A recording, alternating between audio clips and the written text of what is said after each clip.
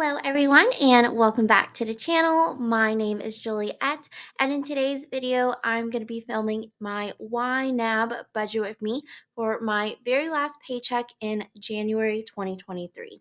I'm so excited that January 2023 is over. I definitely feel like January is one of the longest months of the year, no matter what year it is, and I'm so excited to move on to February.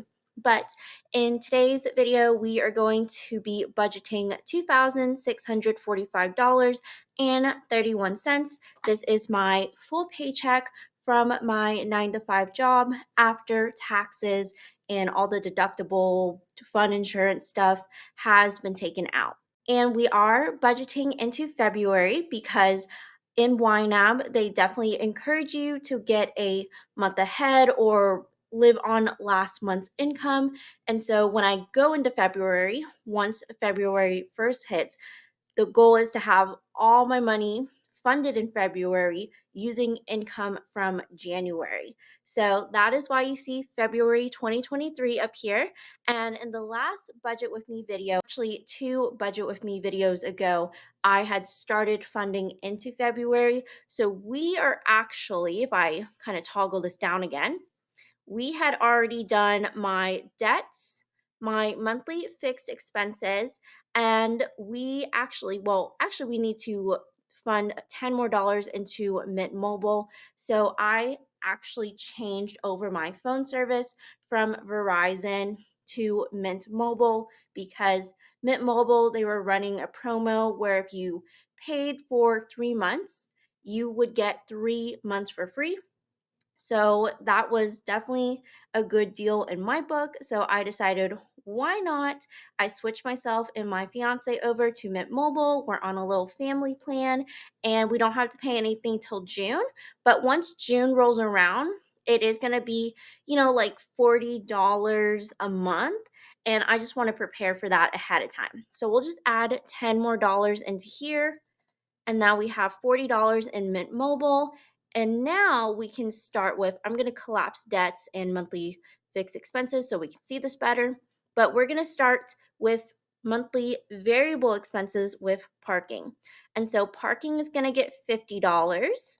And, I honestly have not been going into work that often. In downtown Atlanta, you never know what the parking prices are going to be. Not to mention, I ran a 5K a week ago and I hurt my left foot. So I'm having a little bit of trouble walking. So I haven't gone into work to the physical office in a while because of that. So that's totally fine though. Like my company is very understanding, my boss is very understanding, and I really appreciate that. But, it doesn't hurt to have money in parking. We are already fully funded for all the yearly subscriptions, which is great. We are now into pets. So again, my dog Dakota, he does have Cushing's disease, and we do have to give him medicine twice a day. It's pretty expensive. I split this cost with my fiance, but I have noticed that his medication has gone up in price. I think they're having some type of issue in the supply chain with getting the medication shipped. So they're charging like an extra dollar for like transportation of the medication. I don't know. But I'm just going to put 130 in here just to be on the safe side since the last order when I split it 50-50 between my fiance and I came out to 128. And so I'm just going to do 130 to make it nice and clean. Vet visits will also get 130 since my dog, he does go to the vets twice a year because he is elderly. He needs some extra blood work, and for his Cushing's disease, he needs hormone tests. So just wanting to cover all of our bases there. Miscellaneous for $30. That's if I want to get him like a new dog bed, new water bowls, a new leash collar, whatever. So now we're into medical. So I decided to bump up this monthly contribution from $40 to $50 just because I'm not actually contributing as much to my daily contacts, and I'll explain why. But, it is a goal of mine to hopefully one day have my entire deductible and out-of-pocket max saved up. So just in case something were to happen, we can cover it. and then have insurance cover everything else. At least that's how I understand insurance. But $50 in there, and then I'm only going to put $10 towards my daily contacts. And the reason why is because I had a limited purpose FSA through my company. And I had that money roll over because you can roll over like up to $570 a year. And so I rolled over my 2022 contributions into 2023, and that actually covered all of my contacts for this year. So this $490 in my daily contacts fund, I'm not going to be using this money until 2024. And so from here on out, to reach my goal of $600 for my daily contacts, I only need to contribute $10 a month, which is pretty cool. And I'm very fortunate that I had a limited purpose FSA to pay for my contacts because it really came in clutch, to be honest. But then new glasses, 1625 for that. And then let's see. Okay, car wash will get 30, car maintenance will get 50. So we'll fund that. And then nothing for my driver's license. Again, I'm holding off on some of these. Uh, for the elopement, I'm going to put $100 towards we forgot to budget for this, and accessories will get $5 more. Sorry if I changed positions. My dog was crying and he wanted some attention. So we're actually all good for everything under elopement. This is coming together very nicely. Happy marriage. Don't have to put anything here, but we do need to do personal spending. So fun money and personal care will get $50 each. And then clothing and shoes, haircut, and food and drinks. So clothing and shoes, again, this is just something I'm like steadily building up. I'm going to put $10 towards that. Haircut will get 25 and food and drinks will get 35 for a total of $70 that I'm funding. And then emergency fund. So what I decided to do for this is my goal is to put 5% of my paychecks towards my emergency fund, like one of my categories towards my emergency fund. Originally, I had kind of distributed out. So I was doing like $10 towards pet emergency, $10 towards things I forgot to budget for, $10 towards emergency travel. And it was just like, okay, like I'm going to meet my goals so slowly if I do that. So instead, what I'm going to do is I'm going to target one of these emergency fund goals at a time, starting with my rainy day fund. So my goal here is I'm going to put $265, that's like 5% of my paychecks, into this a month. And I'm going to keep on funding this amount until I reach one paycheck. So until this available says $2,645, I'm going to keep putting $265 into this line item. So hopefully that makes sense.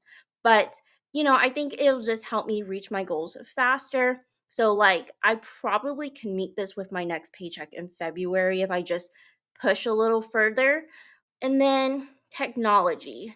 My tech replacement fund has been it's become less granular. I just decided let's just chuck $15 towards this one line item and call it a day. There's no real reason to make it so granular that I have every single piece of technology I own in this category group. So that's that. Holiday, so Mother's Day will get $33.34, and then Christmas will get $90.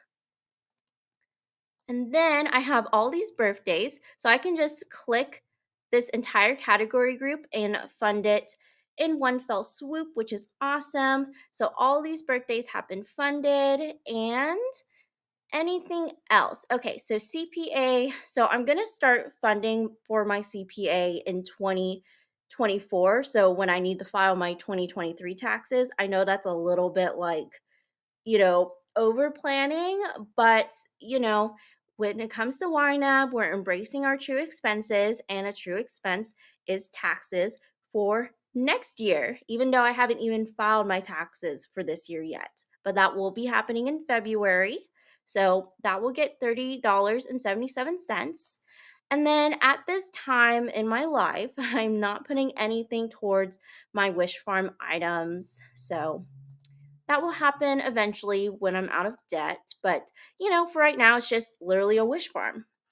So, next, what I'm going to do is I'm actually going to take all this money, not from the escrow, but from like Nixie Host, Namecheap, and Grow by Mediavine. Since I don't own my blog anymore, I don't need this money in these categories. I can take this money out, put it into Ready to Assign, and just have some extra money in here to put towards my car.